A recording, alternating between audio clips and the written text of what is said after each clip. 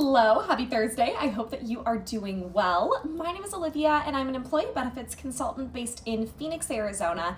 I've asked my community what questions they had regarding their employee benefits programs.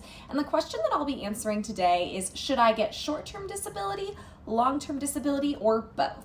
This is a fantastic question. Disability insurance is something that can sometimes be brushed over during open enrollment meetings, but it's something that can be very valuable and very important. I like to refer to disability as paycheck insurance. It protects your paycheck in the case that you aren't able to work for a specific reason. Short-term disability, or STD, covers you in the case of temporary disability.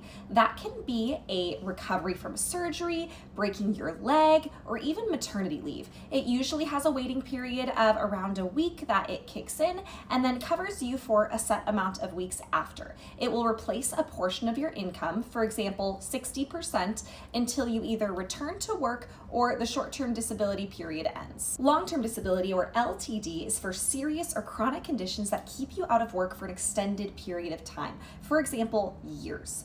It usually kicks in after your short-term disability falls off or after a longer period, say 90 days, and is a safety net in the case of major illness such as cancer or a major injury. So, which should you get? These do work together, but they serve different purposes. Short-term disability events are more likely to happen. You may break your leg or go out on maternity leave and not be able to work for a couple of weeks. But if you have an emergency fund and are comfortable without a paycheck for a couple of weeks, you may not need the short-term disability insurance. On the other side, long-term disability events are much less likely to happen. It's less likely that you'll be out of work for months or years at a time. However, if you are in that situation, it can be more financially precarious because while we might be able to continue to live our lives without a paycheck for a week or two, we may not be able to if it's a year or two.